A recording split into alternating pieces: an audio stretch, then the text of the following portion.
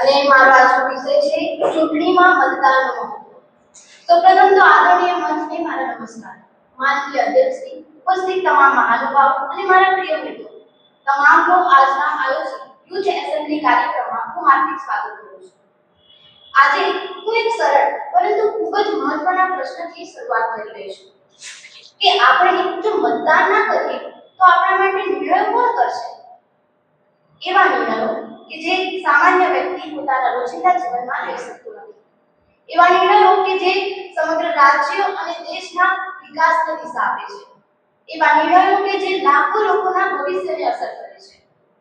આવા બધા જ નિર્ણયો આપણા દ્વારા ચૂંટાયેલા જનપ્રતિનિધિઓ જ લઈ શકે છે, જે અન્ય કોઈ વ્યક્તિ ક્યારેય ન લઈ શકે. આપણે લોકશાહી દેશના નાગરિકો છીએ. લોકશાહીનો પહેલા તો તમને હું અર્થ સમજાવી દઉં. તેનો અર્થ એવો થાય છે કે લોકોનું, લોકો માટે અને લોકો દ્વારા ચાલતું શાસન, એટલે લોકશાહી. અહીં મારે બીજો સવાલ પૂછવો જરૂરી છે કે શું માત્ર ને માત્ર લોકશાહીની વાતો કરવાથી લોકશાહી મજબૂત બનશે ખરી? તો એનો જવાબ તદ્દન ના છે.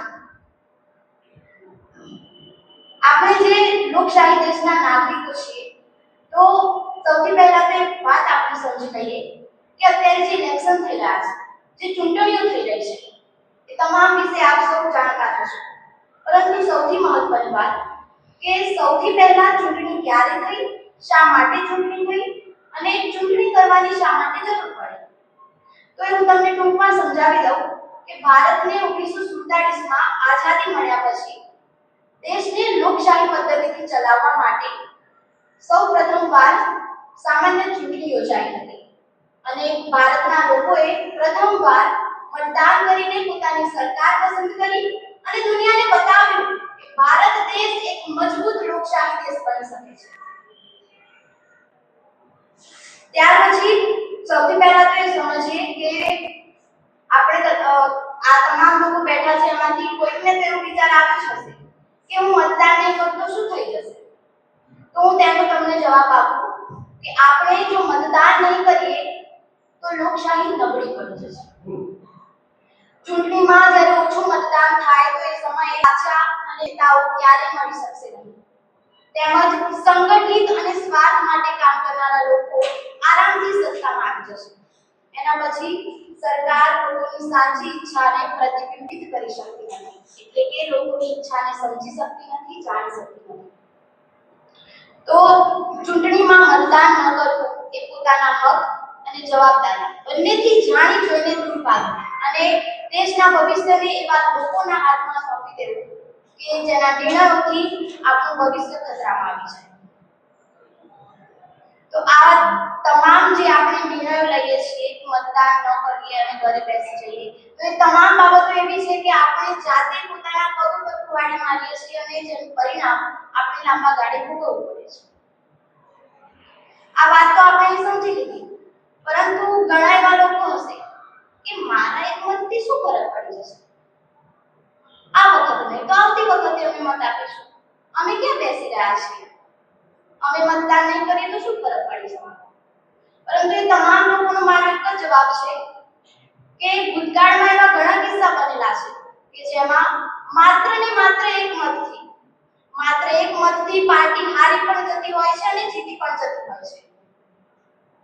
એવા એક બે કિસ્સા હું તમને જણાવવા માંગીશ કે આપણું પાડોશી રાજ્ય રાજસ્થાનના કોંગ્રેસના નેતા સીપી જોશી 2008માં નાથદ્વારા વિધાનસભાની બેઠક પરથી લડી રહ્યા હતા અને જેમના મુખ્ય પ્રતિસ્પર્ધી હતા ભાજપના કલ્યાણસિંહ ચૌહાણ. સીપી જોશીને 62,215 મત મળ્યા, જ્યારે ભાજપના કલ્યાણસિંહ ચૌહાણને 62,216 મત મળ્યા. સીપી જોશીનો માત્ર એક મતે પરાજય થયો. તેઓ રાજસ્થાન કોંગ્રેસના પ્રેસિડેન્ટ હતા, અગાઉ 3 વખત ઇલેક્શન જીતી ચૂક્યા હતા. અરે માત્ર એટલું જ નહીં, પરંતુ મુખ્યમંત્રી પદ માટે એમનું નામ બોલાતું હતું. જરા વિચાર તો કરો, એક મત માટે તેઓ હારી ગયા.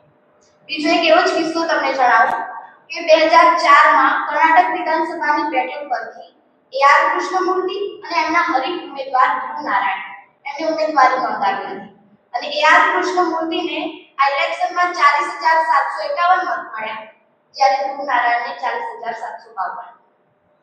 અહીં તમને રોમાંચક વાત એ કરું કે જે AR કૃષ્ણમૂર્તિનો ડ્રાઈવર હતો ને, એણે મતદાન કરવા જવા માટે મંજૂરી માંગી હતી, પરંતુ એક મતથી શું ફરક પડી જશે એવું કહી AR કૃષ્ણમૂર્તિએ એને ના જવા દીધો, અને પરિણામ શું આવ્યું? તેઓ એક મતથી હાર્યા. અહીં માત્ર ને માત્ર એક મતની વાત છે, માત્ર એક મત, તો પણ એનાથી આખું તંત્ર બદલાઈ શકે છે. પેલું છે ને એક મૂવીમાં કે એક ચુટકી સિંદૂર की कीमत तुम क्या जानो, એવી જ રીતે એક વોટ की कीमत तुम क्या जानो મતદાર બાપુ. એક વોટની શું વેલ્યુ હોય છે, એક મતનું શું મહત્વ હોય છે ને, એ કદાચ ઉપર બેઠા છે તમામ લોકોને સારી રીતે ખબર છે. આપણને જ્યારે અનેક સેનાનીઓએ આઝાદી અપાવવા માટે પોતાના બલિદાન આપ્યા છે, આપણને મતદાન અધિકાર આપ્યો છે, તો આપણી પહેલી ફરજ એ આવે છે કે આપણે આ મતદાન અધિકારનો ઉપયોગ કરીએ અને એના ઉપયોગ થકી ભારતને શ્રેષ્ઠ ભારત બનાવીએ.